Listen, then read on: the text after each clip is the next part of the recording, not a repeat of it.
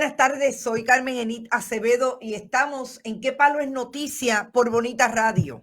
Y estamos esperando la llamada telefónica del licenciado Osvaldo Burgos Pérez, porque aunque usted no lo crea, a las 5:02 de la tarde del lunes 22 de junio del 2020, el gobierno de Puerto Rico, Wanda Vázquez Garcet, gobernadora sucesoral, y el secretario del Departamento de Educación, Eligio Hernández, han vuelto al tribunal para tratar de paralizar la orden de mostrar causa que tiene una vista el próximo miércoles para alimentar a las personas del país que no lo han podido hacer por razón de la pandemia. Porque, como ustedes saben, el tribunal le dijo al Departamento de Educación que tenía que abrir todos los comedores escolares y el Departamento de Educación no lo ha hecho. Así es que en una orden de mostrar causa, el juez Anthony Cuevas le dijo al secretario del Departamento de Educación, el maestro Hernández, vamos a llamarlo maestro, porque él dice haber salido del sistema público de enseñanza y llegar desde ser maestro por razón de su afiliación político-partidista, llegar a todas las posiciones y ser nombrado secretario del Departamento de Educación. Pero Eligio Hernández le ha dicho al país que no tiene que alimentar a las personas de mayores de 18 años en medio de la pandemia. El juez Anthony Cuevas citó para una vista el próximo miércoles a las 9 de la mañana en la sala 907 del Tribunal de San Juan. Eso quiere decir que Eligio Hernández tiene que demostrar que él cumplió con la orden y si no cumplió con la orden, el juez lo puede meter preso. Pues hoy fue al tribunal en auxilio de jurisdicción, al tribunal apelativo, que ya una vez le dijo que no, pero vuelve para tratar de impedir que la vista se dé y que el juez lo encuentre incurso en desacato. Eso todo después que la gobernadora sucesoral, Wanda Vázquez Garcet, le diga al país en una conferencia de prensa, presentación, que ellos velan, ella y su liderato político y el liderato gubernamental que está hoy del Partido Nuevo Progresista, porque los intereses del país vayan primero, privatizando la red de transmisión y distribución de energía eléctrica en Puerto Rico por los próximos 15 años a un precio de 70 millones los primeros años, 125 más tarde, cuando esas compañías en un consorcio se logren asentar en el mercado de Puerto Rico y supuestamente a base de unas métricas tengan incentivos de hasta 20 millones de dólares anuales. Es bien interesante que el gobierno de Puerto Rico haga una cosa y diga otra. Hace en una demostración de fuerza y poder, en un anuncio que la gobernadora dice, estos no son anuncios y mucho menos promesas. ¿Por qué la gobernadora utiliza ese discurso, ese lenguaje, cuando está ante el país con los privatizadores, José Ortiz, el director ejecutivo de la Autoridad de Energía Eléctrica, a 4 o 5 meses de las elecciones generales? Porque la gobernadora de Puerto Rico sabe que desde la palestra pública, desde la gobernación de Puerto Rico, está utilizando la visibilidad que le da la posición constitucional como gobernadora sucesoral para hacer política de cara a las primarias del 9 de agosto. Hoy es ese día en que una atiende a las informaciones y lee los discursos y ve a la gobernadora de Puerto Rico asumiendo uno con relación a lo que le está diciendo al país. Y una no se puede creer los diferentes imaginarios por donde va la política de Puerto Rico.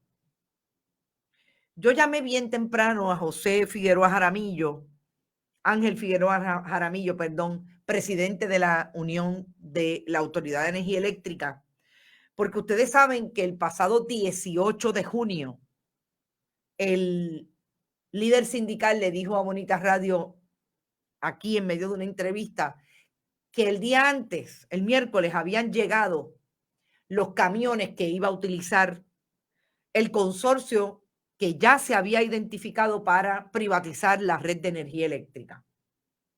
Y es un proceso que lleva desde el 2018. Y hoy la gobernadora de Puerto Rico y el director ejecutivo de la Administración de las Alianzas Público-Privadas, el licenciado Fermín Fontanes, le dijeron al país que como habían sido tan positivas las alianzas público-privadas con Aerostar, el aeropuerto, con la PR5 y la PR22, se habían metido en el proyecto desde el 2018 de buscar las diferentes empresas que tenían interés de entrar en el mercado de Puerto Rico. Y esas empresas son nada más y nada menos que 5, una de las cuales salió del esfuerzo de privatización y se quedaron 4. Y yo digo que dicen por un lado una cosa y hacen otra, porque ¿cómo es posible que la gobernadora de Puerto Rico le diga al país que el negocio es tan bueno que los trabajadores van a tener la oportunidad de negociar con el privatizador? Oigan esto. Y estas fueron las palabras. Ajá, aquí está el licenciado Osvaldo Burgos. Vamos a hablar con el licenciado Osvaldo Burgos. Buenas tardes, licenciado. Buenas tardes, Carmenita, a ti y a los amigos. Está por aquí. Ahora lo escucho. Déjeme ver si es que yo tengo algún problema. Sí, voy a tener que utilizar al señor director. Lo escuchamos. Ahora, ¿me escuchan perfectamente? Le escuchamos perfectamente, licenciado. Voy a interrumpir, estaba en la Autoridad de Energía Eléctrica, pero quiero hablar con usted. Cuénteme, ¿qué es lo que está pasando con esta moción en auxilio de jurisdicción?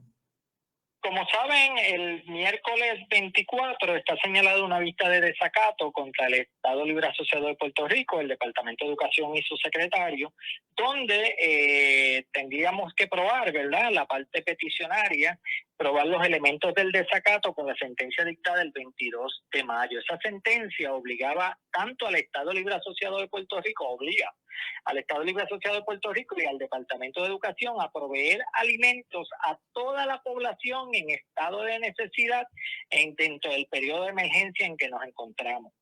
El Estado Libre Asociado y el Departamento de Educación han incumplido claramente con esa sentencia, claro, al extremo de que ellos se han limitado a proveer alimentos de forma limitada en algunos comedores, porque han abierto muy pocos comedores alrededor de la isla, pero también han limitado el suplido de alimentos a personas entre 1 y 18 años. O sea que cualquier persona mayor de 18 años no estaría siendo alimentada, y así mismo ellos lo admiten.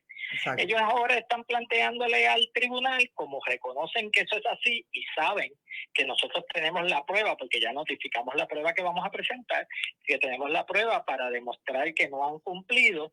Hoy radican una moción en auxilio de jurisdicción pidiéndole al tribunal por segunda vez que paralice los efectos de la sentencia, que paralice la vista del miércoles, y alegan que el secretario de Educación corre el riesgo de ser encontrado en curso en desacato, y pues claro que corre el riesgo de ser hallado en curso en desacato. Y dicen que es que el secretario no puede violar normas federales sobre fondos, cuando aquí hay una responsabilidad del Estado de que si no pueden utilizar fondos federales, cualquiera que tenga alguna limitación de edad, los que tengan limitación de edad, el Estado tiene que proveer fondos para alimentar al país. En este país, hace unos días, la gobernadora estuvo hablando de promesas de dinero que se le va a proveer a distintos sectores del país porque tiene fondos irrestrictos asignados, parece que millones de dólares.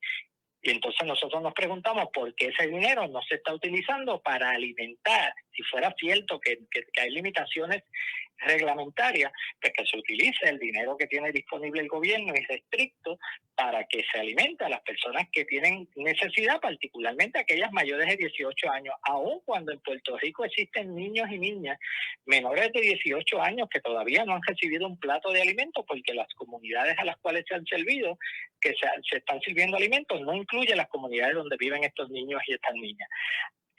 Por otro lado, hay municipios donde ya los ayuntamientos municipales han dejado de suplir alimentos a la comunidad, por lo tanto la gente tendría que llegar hasta la única escuela que hay abierta en los pueblos para recibir alimentos, lo cual es va en precario contra aquellas personas que no tienen recursos, ¿verdad? Y no tienen un automóvil para poder llegar hasta el único comedor abierto a buscar un plato de comida para los niños, porque para los adultos no está disponible. Así que esto es un intento más. Me parece, es doloroso, Carmen Enit, Claro. uno recibir este tipo de emoción, porque uno ve el menosprecio que hay a la vida de las personas. O sea, para el Estado parece que es poca cosa que la gente se esté muriendo de hambre, y entonces uno se enfrenta con una realidad que uno conoce en otras instancias, pero uno no quisiera aceptar que es el gobierno dejando morir a su gente. Y eso es lo que está pasando aquí. O sea, ya este es el segundo recurso que presentan ante el Tribunal de Apelaciones, incluso tratando de inducirlo a error, porque le están diciendo al tribunal que el juez Anthony Cueva está extendiendo el efecto de la sentencia a mayores de 18 años y al gobierno de Puerto Rico, cuando eso está desde el principio. Este recurso se presentó contra el ELA, contra el secretario de Educación y contra el Departamento de Educación. No se presentó solamente contra el secretario de Educación. Y por otro lado, desde el principio nosotros hemos estado alegando que el deber ministerial del Estado es de alimentar a todas las personas que necesitan, máximo cuando es el propio Estado, particularmente el Ejecutivo, el que ha puesto a la población en la situación donde estamos, donde la gente todavía, el día de hoy, todavía tenemos gente haciendo fila para recibir el cheque de desempleo, que a 3 meses de estar cerrado el gobierno no han recibido. Así que esa misma gente que está haciendo la fila frente al centro de convenciones es la gente que no puede llevar un plato de comida a su hogar. Exacto. Y a esa gente hoy el Departamento de Educación y el Estado Libre Asociado le dicen: no me importa que no estés llevando un plato de comida y no te lo voy a dar. Licenciado, ¿nos puede repetir los nombres de los 3 abogados que siempre recurren o quienes firmaron esa moción de paralización? Esta moción en auxilio de jurisdicción está firmada por los abogados del procurador, ¿verdad? Está el procurador general Isaías, el subprocurador general Isaías Sánchez Páez, la subprocuradora Lorena Cortés Rivera, el subprocurador Pedro Vázquez Montijo y la subprocuradora Carmen Sierra Cintrón. Estos son los mismos que fueron al Tribunal de Apelaciones apelando obviamente a la sentencia del juez del 22 de mayo, que recordarán que fue aquella que se presentó el 28 de mayo ante el Tribunal de Apelaciones, y ese día ellos radicaron un primer auxilio de jurisdicción que fue declarado sin lugar por el Tribunal de Apelaciones. Bueno, esperemos. Este es un segundo intento. Claro. Vamos a ver lo que se resuelva. Hoy estaremos presentando nuestra oposición inmediatamente a esto, pues es una barbaridad. Por otro lado, también estaremos presentando una moción ante el Tribunal de Primera Instancia, porque esa moción es una admisión de que no están cumpliendo con su deber ministerial. Definitivamente, es una evidencia más de que no cumplen con la primera orden del tribunal, y el desacato, como dirían en country, está clavado. Licenciado, así es, Carmen. Muchas gracias y ya nos hablamos. Usted sabe que me puede llamar en cualquier momento, aunque esté al aire, porque quiero saber qué dice el apelativo, si va a actuar tan rápido como actuó la otra vez. Muchas gracias, licenciado. Gracias a ti por la oportunidad. Bueno, escucharon al licenciado Osvaldo Burgos Pérez. Cuando el derecho, la ley, la letra, hay quienes la interpretan literalmente, como ha ocurrido en el gobierno de Puerto Rico. Se cometen las injusticias que Wanda Vázquez Garcet y Eligio Hernández, Mr. Hernández, están cometiendo con la población de Puerto Rico. Yo no me quiero imaginar a un Mr. Hernández volviendo a entrar a una escuela, volviendo a entrar a un escenario del sistema público de Puerto Rico en que sus pares puedan decirle: la verdad es que eres primero PNP que puertorriqueño, que ciudadano de esta patria. Como te prestaste para no darle alimento a la población de Puerto Rico.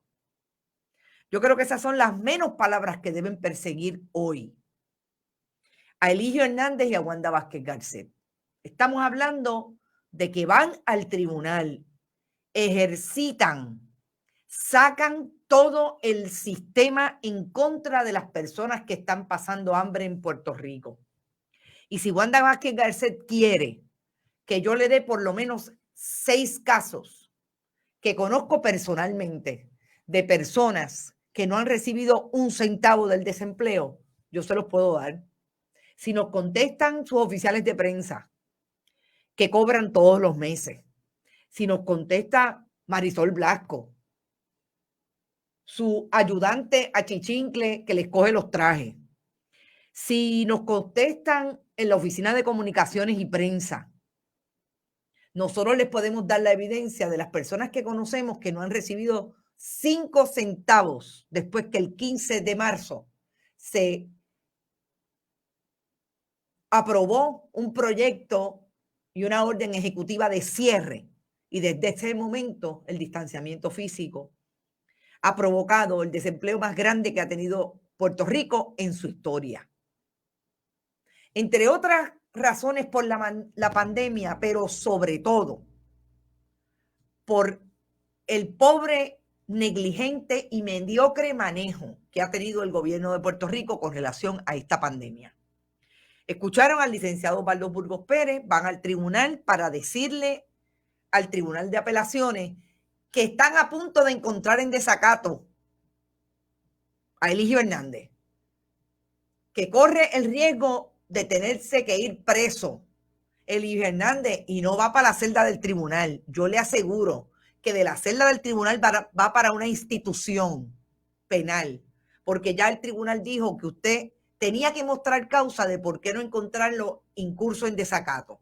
Y a mí no me gustaría pensar que el tribunal apelativo ya tiene un cuerpo de jueces esperando porque este caso llegue allí. No me gustaría pensar que el Departamento de Justicia, el Procurador General, el Departamento de Educación sabe qué panel le va a tocar. Me gustaría pensar que van a ser tan responsables los jueces del apelativo como fueron los jueces que emitieron el primer no anular a la moción de jurisdicción que le radicaron para paralizar la orden, la sentencia emitida por el tribunal desde el 24 de mayo y que Eligio Hernández y su grupo de trabajo no ha cumplido y que mantiene entre Comerío, el centro de la isla, y San Juan a las personas sin alimentar porque él dice que no tiene que alimentar a los mayores de 18 años. Eligio Hernández, como dije antes y lo digo ahora, yo no sé dónde usted se crió, pero en Country, en Canóvanas, en Aguas Buenas, de donde es mi padre, en Canóvanas, de donde es mi madre, decían que a nadie se le niega un plato de comida. Y usted, como secretario del Departamento de Educación, le ha negado la comida a las personas que viven en este país. Y quiero insistir en las personas, porque en este país no solamente viven puertorriqueños y puertorriqueñas, viven personas de muchas otras nacionalidades que han asumido a Puerto Rico como su patria. Y esto quedará en vergüenza de la historia suya como secretario del Departamento de Educación. Así como encontraron a 2 que le faltaron al pueblo, en el caso de Víctor Fajardo, habiéndose robado el dinero de la educación del país. En el caso de su antecesora Julia Kelleher, señalada por corrupción, usted pasará a la historia como quien le negó un plato de comida a una persona de 18 años o más.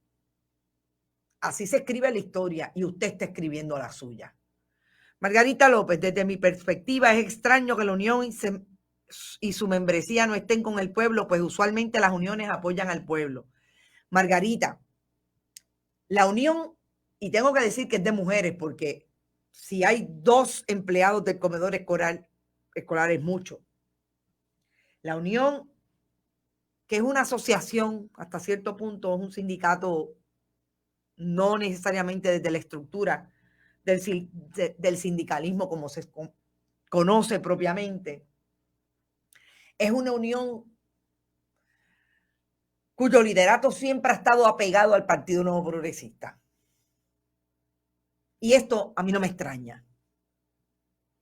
Ha percolado grandemente la posición de ese partido y la ideología de ese partido como administran el Departamento de Educación en esas otras capas del departamento. No me extraña que el liderato de esa unión no haya dicho ni jota, Vergüenza para ellas igualmente. Vergüenza. Y lamentablemente me dice Yanni Moreno que Eligio Hernández es de Cagua. Vergüenza para el pueblo de Cagua. Pero eso no es culpa de la gente de Cagua, es responsabilidad de Eligio Hernández que le responda al país lo que debe estar respondiéndole hoy, que en su casa se le niega un plato de comida a alguien en medio de la pandemia. Eneida Soto, saludos bonitos. Mayra Rodríguez Sierra, saludos Mayra, eres nueva, no te había visto. Por el lazo lo recordaremos, por más nada. No, todo lo contrario, lo recordaremos por haberle negado un plato de comida. Ave María, qué buen meme. Por haberle negado un plato de comida a un compatriota o a una persona que vive en este país. Y quiero volver a decirlo. Así como nosotros tenemos una diáspora que en cualquier parte del mundo construye país puertorriqueño, nosotros tenemos ciudadanos en este país de muchas otras nacionalidades que día a día construyen país igualmente. Y por eso en este programa y en este proyecto hablamos de personas que viven en Puerto Rico. No necesariamente son puertorriqueños y puertorriqueñas. Hay muchos, ahí están los amigos de la República Dominicana, caribeños, otros caribeños, incluso del habla no hispana del Caribe. Mucha otra gente. En los tiempos más malos no es cultura puertorriqueña negarle un plato de comida a un ser humano. Exactamente. Robert Baldwin, gracias por recordarme igualmente. Compartan, compartan, compartan. Recuerden que estamos en el proyecto que queremos hacer, proyecto periodístico que recibe apoyo de ustedes, nuestros internautas, si pueden, a través de ATH Móvil, si está en Puerto Rico y en Estados Unidos, Fundación Periodismo 21 en el área de negocios, que ya está activa nuevamente la página bonitasradio.net. Estamos trabajando en ella y se nos fue un poco del aire, pero en lo que trabajamos el nuevo diseño todavía vamos a tener la vieja por ahí. Y además de eso, estamos también en el correo general regular a través de cheques o giros postales, Fundación Periodismo Siglo XXI, a la dirección que nuestro querido director David Esperón nos pone en pantalla. Asegura una prensa valiente e independiente. Brenda Reyes, ¿qué me dice que tenemos una sequía y un racionamiento a la vuelta de la esquina? Nadie en el gobierno insta al ahorro de agua. Carraízo a 3 pies de racionar. Gracias, Brenda, por eso. Es importantísimo, primero, que coja agua. Si puede almacenarla, hágalo. Pero además, no bote agua. No desperdiciemos el agua porque estamos a punto, como dice Brenda, de un racionamiento y ponlo en la nevera. Aquí hay país, lo que no hay es gobierno. No te van a alertar de que tienes que coger agua. No te van a alertar de que estamos a punto de un racionamiento. Así es que, por favor, vamos a insistir en que eso pase. Renuncia Eligio con la E desmayado, dice Milagro Fernández. Qué bueno está eso. Qué tristeza que su membresía no tenga conciencia. Cuando el corte presupuestario elimine sus puestos de trabajo, ahí no estará el pueblo. Yo te aseguro que va a pasar.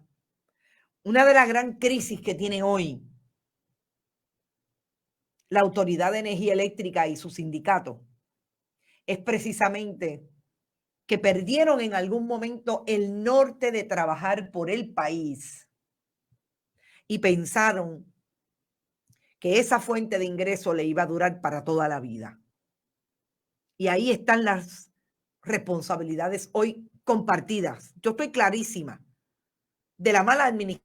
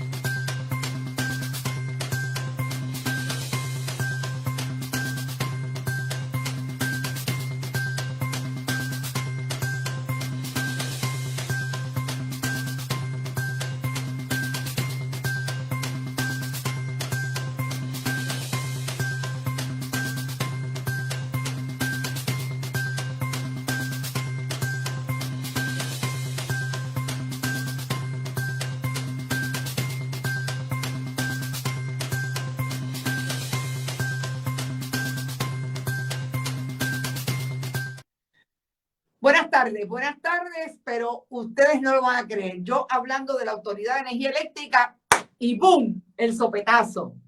Y en lo que entra la planta y hacemos los cambios de rigor, pues ya ustedes saben, me cogí un poquito más tarde y quiero que le sepan que tengo que hacerlo del celular porque se fue el internet. El país está donde está. Pero bueno, les decía a las palabras de Margarita con relación al sindicato, que es algo bien interesante que plantee esto, porque hace tiempo está planteado y yo creo que yo lo he hablado en otras ocasiones. Y de hecho, en un momento dado le pedí al presidente de la UTIER, Ángel Figueroa Jaramillo, que habláramos sobre lo que ha sido, lo que yo entiendo es parte de la responsabilidad que tiene ese sindicato de los problemas de la autoridad hoy. Y lo digo desde el punto de vista de el alejamiento de una política sindical que tenga que ver con la relación que tiene la cultura sindical con el beneficio del país desde una corporación pública. Le voy a pedir a nuestro director que me baje un poquito el audio del programa, porque como estoy en el celular, agradecida David, pues me interfiere un poco con el planteamiento sonido. Y yo digo que es un alejamiento porque Puerto Rico quizás debe estar sufriendo hace por lo menos 30 años de un cambio en la mirada del sindicalismo a convertirse casi en corporaciones. No solamente ha pasado con el sindicalismo, ha pasado con otras organizaciones como pueden ser, por ejemplo, hay muchísimo de esto desde la mirada y la visión que se supone que es una corporación sin fines de lucro, etc. No harán 8 o 9 años que el compañero Juan Hernández y yo le hicimos una propuesta a un sindicato que es una organización sindical desde Estados Unidos que tenía muchas de las agencias públicas en el momento de la sindicalización de los empleados públicos. Y planteábamos, Juan y yo, que había que volver de alguna manera a lo que los sindicatos hicieron muy bien desde su nacimiento y desde toda la revolución industrial, que obviamente nosotros como país un poco bastante más joven, tuvimos quizás a partir de la década del 50. Y es por qué uno se convierte y por qué una tiene una cultura sindical. Una cultura de trabajo, una cultura de organización hacia los trabajadores y vindica aquello de que los trabajadores y las trabajadoras son lo primero en la estructura de un país para echar a ese país hacia adelante. Yo recuerdo que nunca nos llamaron y era una propuesta que estaba totalmente alineada con lo que nosotros sabemos hacer, que es el proyecto de comunicación. Yo creo que los sindicatos en Puerto Rico, incluida la Autoridad de Energía Eléctrica, perdieron el norte de la cultura sindical. Se convirtieron en organizaciones que vindicaban todo cada vez que iban a manejar, a negociar un convenio colectivo en las reivindicaciones salariales y económicas versus aquellas que crean y hacen al sindicato un organismo vivo. Un organismo para organizar a partir de esa mirada y de esa visión lo que es una cultura de progreso, pero sobre todo de calidad de vida de los y las trabajadoras. Y por eso nosotros no vemos hoy a un país tirado a la calle para defender la Autoridad de Energía Eléctrica. Porque de alguna manera el sindicalismo de la Autoridad de Energía Eléctrica perdió ese apoyo del país cuando se convirtió en ese otro ente con sus debilidades, yo creo que muy orientadas por esa visión. Hoy, en esa conferencia de prensa, se dijo que el 80% de los trabajadores de energía eléctrica son vulnerables. No lo dijeron ellos, lo digo yo y vamos a eso ahora. Son vulnerables ante esta privatización. ¿Usted sabe por qué? Porque lo único que hay en ese contrato con Luma es la posibilidad de que los trabajadores se sienten a aceptar quedarse con Luma, quedarse con el privatizador, y que ellos no está garantizada la seguridad laboral, porque el planteamiento de la gobernadora y del mismo licenciado Fontanes precisamente fue que ellos se entrevistan y es Luma quien tiene la última palabra. Supuestamente, y esta es la línea genial, le tienen que dar prioridad a los empleados de la autoridad, de verdad.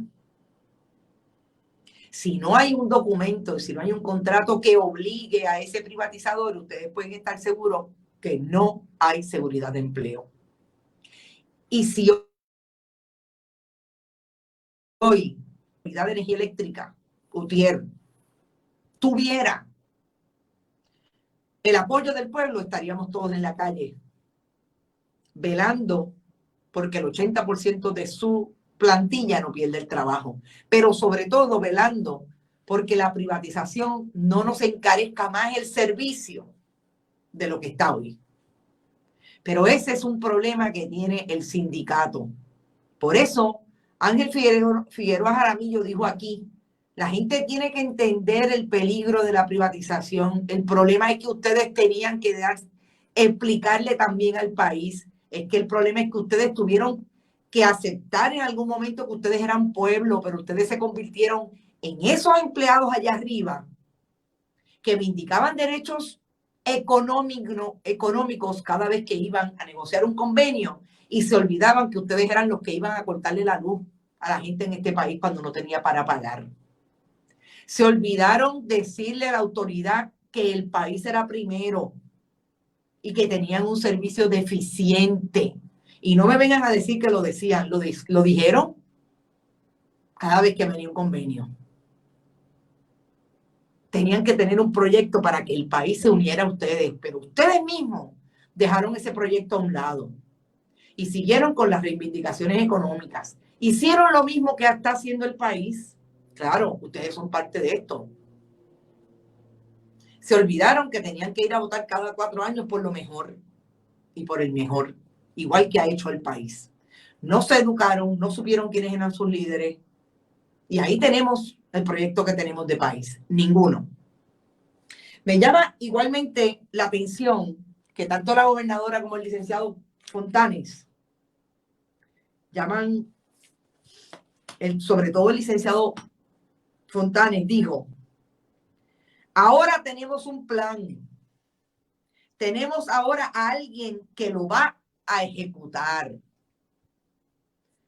¿Y qué pasó antes? Es decir, que el pueblo de Puerto Rico estaba pagando por un servicio de energía eléctrica, que este gobierno lo encareció a niveles brutales. Hoy pagamos más de energía eléctrica que lo que pagábamos hace 3 años, hace 4 años. A pesar de que hay lugares en Puerto Rico, ya ustedes vieron, que se llevan la luz a cada momento. O sea que antes no tenían un plan, ahora sí tienen un plan, pero sobre todo ahora tienen quien lo ejecute. ¿Y qué pasó antes? Que las administraciones no podían hacer correr un plan para ejecutarlo, que solamente lo que podían hacer era darles el cheque en blanco a unos y a otros, al alto liderato con super salarios, sin exigir. Admisión de parte, relevo de prueba, gobernadora y licenciado Fontanes. Yo creo que una de las áreas más urgentes hoy es atender el asunto de la Autoridad de Energía Eléctrica. Me parece que los 2 partidos de mayoría son igualmente responsables, que hay una responsabilidad, y yo en este programa lo he dicho y no la despinto, de Lautier y de sus empleados no haber defendido un proyecto que todavía hoy yo insisto que no debe ser privatizado y que ahora esto llegó al límite de que el 80% de los trabajadores van a tener que pensar qué va a pasar y cómo van a defender sus empleos. Que la transición es de 10 a 12 meses y se pueden ganar el privatizador hasta 125 millones anuales por 15 años. Y el otro tema que tengo que tocar, y no me voy a ir sin tocar, es el asunto del código electoral. Como ustedes saben, la gobernadora firmó el pasado viernes. La gobernadora tiene la costumbre, como si fuera jueza del Tribunal Supremo, de emitir firmar las leyes más importantes para el país en cuartos oscuros. Y esto es los viernes a las 3 de la tarde. Eso hace el Tribunal Supremo. Cuando va a emitir una orden bien importante, la emite un viernes a las 3 de la tarde. La gobernadora de Puerto Rico, sucesoral, Wanda Vázquez Garcet, hizo lo propio el viernes. Entonces se inventa toda esta historia de que supuestamente todo lo que le había dicho el liderato político del país con relación a esa ley está subsanado cuando ella la devolvió y vino para ella firmarla. Ella dijo que no la iba a firmar sin consenso, la firmó sin consenso.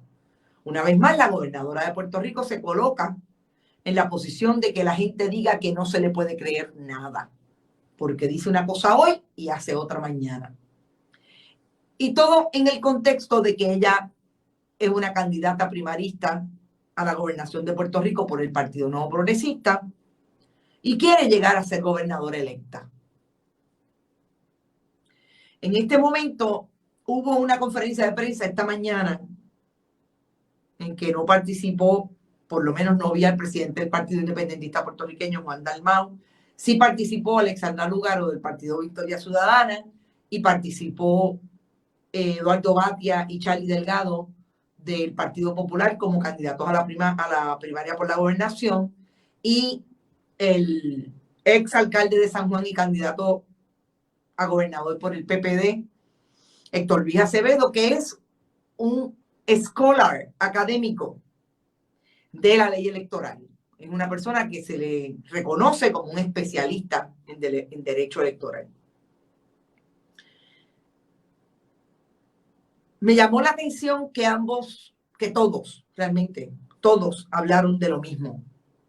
Una de las crisis más grandes que tiene esta ley electoral y este cambio es que juega y da al traste con el proyecto y la intención del elector. Que es tan importante porque ustedes saben que si no hay intención del elector, se puede jugar e interpretar lo que dice ahí.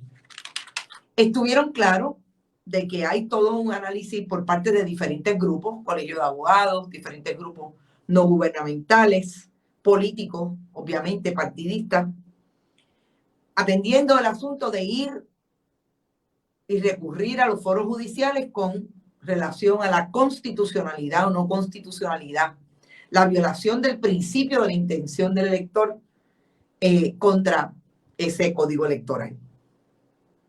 Pero para mí lo más importante, que lo dijeron tanto Charlie Delgado como Héctor Luis Acevedo, Alexandra Lúgaro y el candidato primarista también, Eduardo Batia, es que se abre la puerta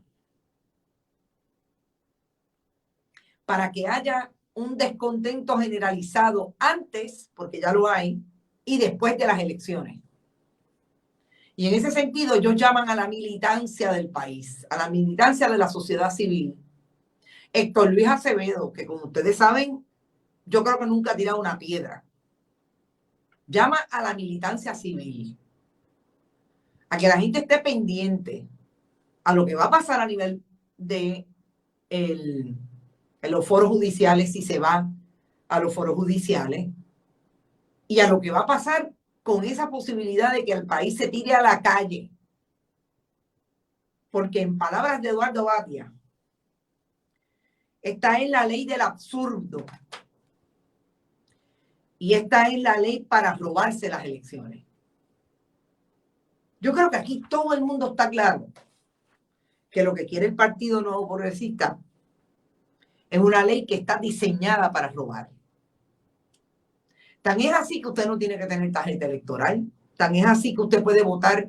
Ya se han identificado 5,000 personas que están en los registros electorales y viven en Estados Unidos. Imagínese. Pero lo más significativo, se vence en agosto la posibilidad de usted impugnar a un elector. La famosa recusación. Pero le da la posibilidad a esos electores que viven en Estados Unidos de pedir un voto ausente 45 días antes de las elecciones. Díganme si esto no es pillín y pillán diseñando la ley electoral nueva de Puerto Rico. Te da la oportunidad de pedir un voto ausente 45 días antes, pero la capacidad de los partidos políticos o del movimiento a recusar te la limitan a agosto de este año. Sí, definitivamente, yo creo que está súper claro. Ahora bien, si lo que quiere el Partido Nuevo Progresista es robarse las elecciones con los electores de Estados Unidos, yo me hago la siguiente pregunta. Porque obviamente son los electores casi todos de la diáspora puertorriqueña en Estados Unidos los que tendrían la oportunidad. Entonces, ¿dónde está la jurisdicción del gobierno de Estados Unidos en todo esto? Porque yo me cuestiono si habrá jurisdicción del Tribunal de Estados Unidos en Puerto Rico, cuando en efecto de lo que estamos hablando es traer a estos electores a votar que son ciudadanos de ese país, que viven residentes en ese país. Amén de lo que puede tener en términos jurisdiccionales la capacidad que tiene ese tribunal de entender en la ley electoral de Puerto Rico cómo está enmendada. Porque, que yo sepa, el que vota desde Estados Unidos y vota a través de la internet, hay una interferencia de esa jurisdicción. Todo eso estará en entredicho. Yo creo que no vamos a pasar mucho tiempo en que ya empiecen a ver la posibilidad de los casos que se puedan atender a nivel judicial para manejar lo que a todas luces, y lo catalogó así Héctor Luis Acevedo, es un ataque vil al proyecto democrático electoral puertorriqueño. Dice Héctor Luis Acevedo, de hecho, los artículos 935 y 938 del proyecto impiden se le cuestione al solicitante lo que demuestra su clara intención. En lugar de requerir que declare que no esté inscrito para votar en 2 jurisdicciones, se le impide cuestionarlo y se exigen documentos difíciles de conseguir para poder impugnarlo. Los electores con doble inscripción ya detectados y que el PNP se opone a que la comisión inicie procedimientos para limpiar sus listas frente a todos los partidos de oposición. Ahora con este proyecto, un elector que vota por un partido y el gobernador y comisionado residente de otro, se anula su voto. Legislaron para prohibir los pibazos. Ese es el gobierno de Puerto Rico de Wanda Vázquez Garcet, Tomás Rivera Chats y Carlos Johnny Méndez. Este es el gobierno de facto de Ricardo Rosselló Nevares, de los Elías Sánchez de la vida. Este es el gobierno que no se quiere quedar dado. Y lo que hay que ver es si Puerto Rico se va a querer dejar dado. Quedar dado, porque realmente esta es el asalto a la democracia puertorriqueña. Y estos son los que quieren ser americanos. Estos son los que juran bandera de Estados Unidos. Pero en Puerto Rico se quieren robar las elecciones. No puedo entrar en los comentarios de ustedes porque no tenemos servicio de internet acá. Tenemos que dejar el programa por ahora aquí. Son las 5:56 de la tarde. Yo espero que mañana tengamos mejor suerte con el asunto del internet, pero por ahora lo que tengo que decirles es que insistamos en hacer el trabajo que estamos haciendo. Insistamos en que la democracia se ejerza como se tiene que ejercer en las próximas elecciones. Y vamos a ver de qué manera el liderato político, como el liderato civil de Puerto Rico, encuentra una forma o de ir al tribunal, o ya sea bajo la militancia civil, que una vez sacó un gobernador, que saque a otra por razón de querer asaltar la democracia puertorriqueña a través de esta nefasta ley electoral. Yo me voy a retirar. Recuerden, estuvimos en Bonita Radio en 2 partes. Comparta, comparta, comparta. Vamos a hacer estos contenidos virales. No se olviden que la cooperativa de Vega Alta está ahí para apoyar el buen periodismo y apoyar la economía de Puerto Rico a partir del sistema financiero puertorriqueño constituido en las cooperativas. Que estamos en Fundación Periodismo 21 a través de la ATH Móvil, área de negocio, que puede enviar cheque o giro postal a la dirección que mi querido director y amigo David Esperón pone en pantalla, a nombre de Fundación Periodismo Siglo XXI. Que vamos a insistir en estar aquí. Lo estamos logrando, que el proyecto de página, tanto de la Fundación Periodismo Siglo XXI como el del bonitasradio.net, está súper activo y vamos para adelante con él, que puede entrar a bonitasradio.net e igualmente participar allí de algún donativo, si le parece, y que como siempre les digo, compartan, compartan, compartan, incluso los podcasts en iVoox, iTunes y Spotify. Nos vemos mañana a las 11 de la mañana. No sabemos qué pasó con la dichosa vista de la Comisión de Salud, porque no ha habido información. Había un forcejeo en la Cámara porque los miembros de la comisión habían decidido no darle la vista privada ejecutiva a Ricardo Vázquez Hernández, el presidente de 313 LLC, pero hasta horas de la tarde no habíamos sabido qué había ocurrido. Él insistía en hacerla privada. Éxito, que descansen, nos vemos mañana a las 11 de la mañana. En Esto es lo Último. Cualquier cosa que me parezca que podamos insistir más tarde en hacer algún análisis, volvemos. Recuerden, compartan, compartan, compartan. Quédese con Bonita Radio. Aquí no solamente se entera primero, se entera en profundidad, con buena investigación y buena conversación, incluidas las entrevistas. Éxito, nos vemos mañana.